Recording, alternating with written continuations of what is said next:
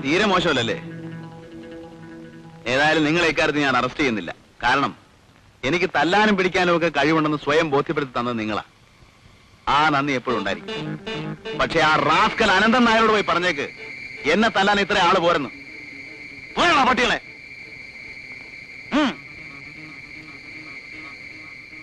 ഓടോ.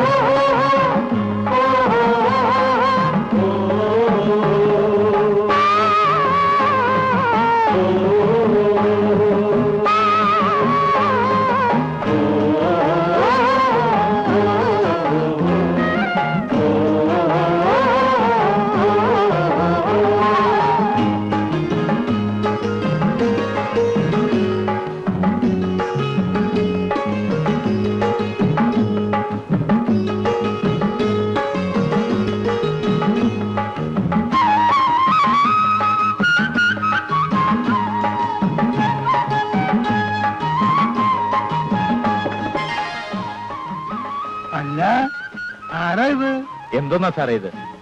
ഞാനും നിങ്ങളെ പോലെ ഒരു ചെറുപ്പക്കാരനല്ലേ. എന്നാലും സാറ് ഇതുപോലുള്ള നല്ല കാര്യങ്ങളിൽ നിങ്ങൾ എന്നെയും കൂടെ സഹകരിപ്പിക്കണം. വിവരങ്ങളൊക്കെ അറിഞ്ഞു. അനന്തനായരുമായി ഇടയാൻ തന്നെ തീരുമാനിച്ചു അല്ലേ? നിങ്ങളെപ്പോലെയുള്ള ഉശിരുള്ള ചെറുപ്പക്കാർ എന്റെ കൂടെ ഉള്ളപ്പോ ഞാൻ എന്ത് പേടിക്കാനാ? അനന്തൻ നായരല്ല, രാവണൻ നായർ വന്നാലും നമുക്ക് നോക്കാം. ആ പണി നടക്കട്ടെ.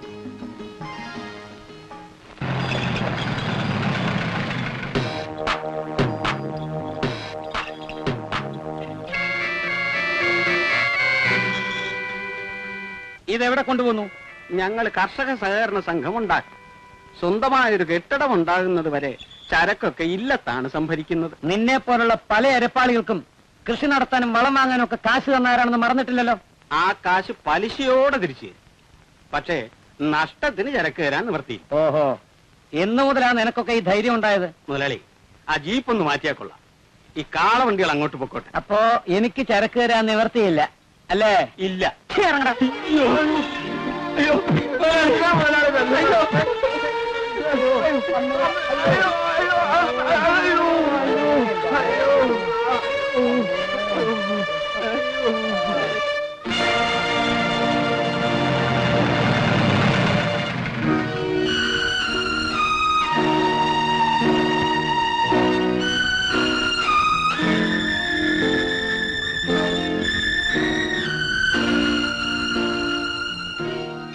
അനന്തൻ നായരോട് ഈ നാട് ഭരിച്ചോളാനൊന്നും ആരും ആവശ്യപ്പെട്ടിട്ടില്ല. അയാൾ വലിയ പണക്കാരനായിരിക്കാം.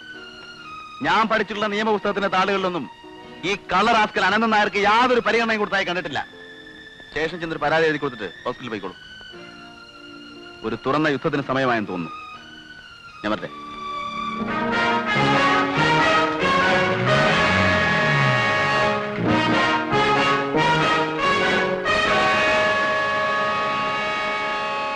Mister Ananthan Nair.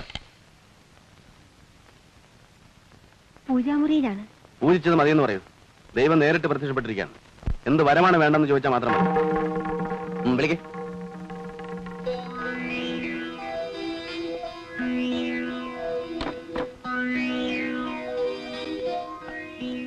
Hello inspector.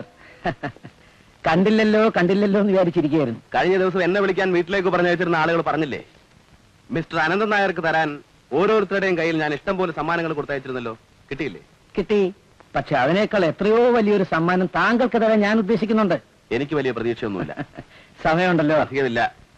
Inspector, ചെറുപ്പത്തിന്റെ ആവേശം എനിക്ക് മനസ്സിലാക്കാൻ കഴിയും. അതിന് നിങ്ങൾ ചെറുപ്പമല്ലല്ലോ.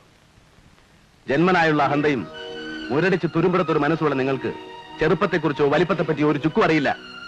പാവങ്ങളുടെ തലയിൽ കയറിയെന്ന് ഇത്രയും കാലം നിങ്ങൾ സവാരി നടത്തി. മറ്റുള്ളവനെ തല്ലുമ്പോൾ അവർക്ക് എത്രമാത്രം വേദനിക്കുന്നു എന്ന് നിങ്ങൾക്ക് ഞാൻ മനസ്സിലാക്കി തരാം, അനുഭവിപ്പിച്ചു തരാം. I know you are a devil, but don't laugh like a bitch. Come with me. Inspector, അർത്ഥം അറിഞ്ഞുകൊണ്ട് തന്നെയാണോ വാക്കുകൾ ഉപയോഗിക്കുന്നത്? വരുന്നു അതോ ഞാൻ മറ്റു മാർഗങ്ങൾ സ്വീകരിക്കണം? മനസ്സിലായില്ലേ? ശ്രീമാൻ അനന്തൻ നായരെ സ്റ്റേഷനിലേക്ക് കൊണ്ടുപോകാൻ വന്നതാണ് ഞാൻ. ഓ എന്നാ നേരത്തെ പറയണ്ടായിരുന്നു. ഒന്ന് ഫോൺ ചെയ്താൽ മതിയായിരുന്നല്ലോ, ഞാൻ അങ്ങോട്ട് വരുമായിരുന്നല്ലോ. അനാവശ്യമായിട്ട് സാറ് വെറുതെ ബുദ്ധിമുട്ടി. ഒരു മിനിറ്റ്.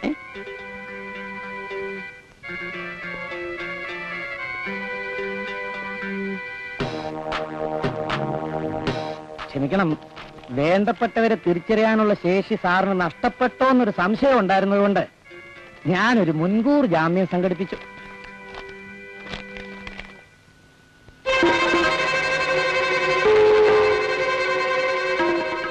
ഇതാണ് ഞാൻ ഉദ്ദേശിച്ച ഒരു സമ്മാനം. പ്രശ്നമില്ല, നേരെ പബ്ലിക് പ്രോസിക്യൂട്ടറിനെ ചെന്ന് കണ്ട് കോടതിയിൽ ഒരു പെറ്റീഷൻ കൊടുത്തോളൂ.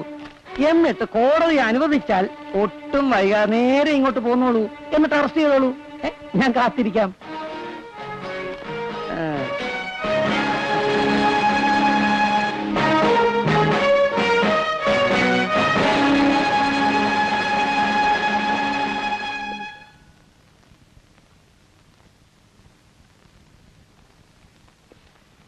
ഒരു ലെറ്റർ ഉണ്ട് സാർ.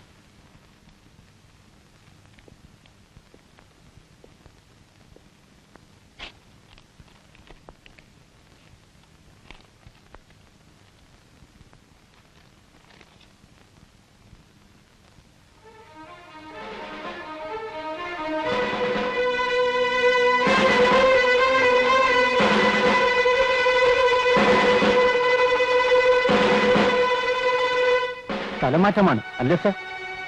എങ്ങനെ മനസ്സിലായി? സാറ് തെറ്റിദ്ധരിക്കരുത്. സാറിന് ട്രാൻസ്ഫർ ഉണ്ടാകുമെന്ന് ഞാൻ പ്രതീക്ഷിച്ചതാണ്. മുതലാളിക്ക് ഡിപ്പാർട്ട്മെന്റിൽ അത്രയും പിടിയുണ്ട് സാറെ. ഉപദേശിക്കുകയെന്ന് കരുതരുത്. ഇനി പ്രശ്നമൊന്നും ഉണ്ടാക്കില്ലെന്ന് സാറ് തന്നെ നേരിട്ട് മുതലാളി പറഞ്ഞാൽ മതി. അങ്ങനെ പറഞ്ഞാൽ മുതലാളി ട്രാൻസ്ഫർ റദ്ദാക്കി തരും.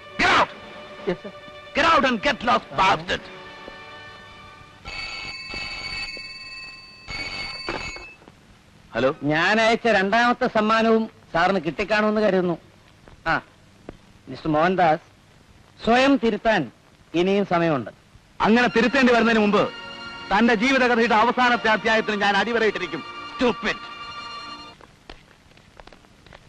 എന്താ സാറേ പോയിട്ട്? അനന്തൻ നായരെ അറസ്റ്റ് ചെയ്തില്ലേ? ഇല്ല, അതിന് മാത്രം ഞാൻ വളർന്നിട്ടില്ല. നിങ്ങളെപ്പോലെയുള്ളവർ വോട്ട് ചെയ്തുണ്ടാക്കിയ ഭരണകൂടം വിലക്കുകളുടെ ചങ്ങല കൊണ്ട് എന്നെ തന്നെ ബന്ധിച്ചിരിക്കുകയാണ്. ഒരു സമൂഹം അത് അർഹിക്കുന്ന ഭരണകൂടമേ ലഭിക്കൂ എന്ന് പറയുന്നത് എത്രയോ ശരിയാണ്. എടോ, ഇത് സമർത്ഥന്റെയും ശക്തിയുള്ളവന്റെയും മാത്രം ലോകമാണ്. പല നാടുകളിൽ, പല പേരുകളിൽ, പല കാലങ്ങളിൽ അവനുണ്ടായിരുന്നു. മർദ്ദകനായും ചൂഷകനായും വഞ്ചകനായും. ജർമ്മനിയിൽ ആയിരക്കണക്കിന് ജൂതന്മാരെ കൊന്നൊടുക്കിയത് അവനായിരുന്നു. ഖസാക്കിസ്ഥാനിലെ നിർദ്ധനായ കർഷകർക്ക് നേരെ നിറയൊഴിച്ചതും മറ്റാരുമായിരുന്നില്ല. സമത്വത്തിനു വേണ്ടി മുറവിളി കൂട്ടി ആഫ്രിക്കയിലെ കറുത്ത വർഗ്ഗക്കാർക്ക് നേരെ ബോംബെറിഞ്ഞ് സൂചിക്കുന്നത് അവനാണ്. ആജ്ഞകളാലും വാഗ്ദാനങ്ങളാലും ഭീഷണികളാലും അവൻ വഞ്ചിക്കപ്പെട്ട സമൂഹത്തിന്റെ കഴുത്തറുക്കുന്നു.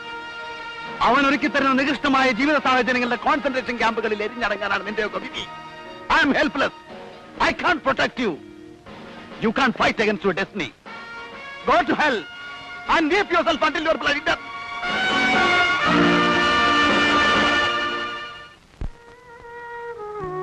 നാട്ടുകാരാകെ ഇളകിയിരിക്ക. അന്തനാൽ ട്രാൻസ്ഫർ ജയിച്ചെന്ന എല്ലാരും പറയണേ. ചേച്ചി കരയ?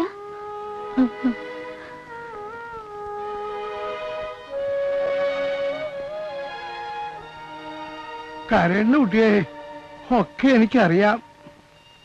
ഞാൻ എന്തിനാ ഭയപ്പെടുന്നത്? ആഗ്രഹങ്ങളും അഭിപ്രായങ്ങളും ഇന്ന് വരെ ഞാൻ നിങ്ങളുടെ മേലെ അടിച്ചേൽപ്പിച്ചിട്ടുണ്ടോ? പാരമ്പര്യത്തിന്റെ ജീർണഗന്ധം ശ്വസിച്ചാണ് ഞാൻ വളർന്നിട്ടുള്ളത്.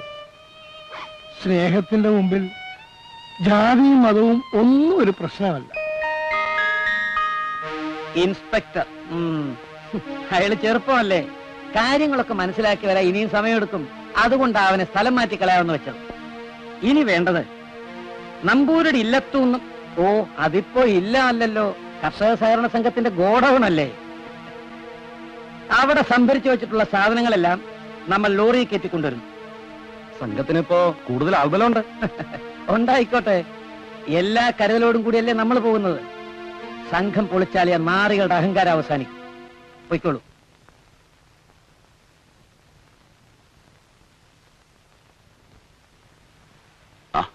ഞാൻ ഇല്ലത്തേക്ക് വരികയായിരുന്നു. എപ്പോഴാ നീ തിരിച്ചു വരിക? ഉടനെ, എത്രയും പെട്ടെന്ന്. ഈ സ്റ്റേഷനിൽ തന്നെ വീണ്ടും ചാർജ് കിട്ടോ? സാധ്യതയില്ല, പക്ഷേ എന്നാലും വന്നല്ലേ പറ്റൂ. താക്കോല് തിരിച്ചേൽപ്പിക്കുന്നു. പോയിട്ട് വരട്ടെ.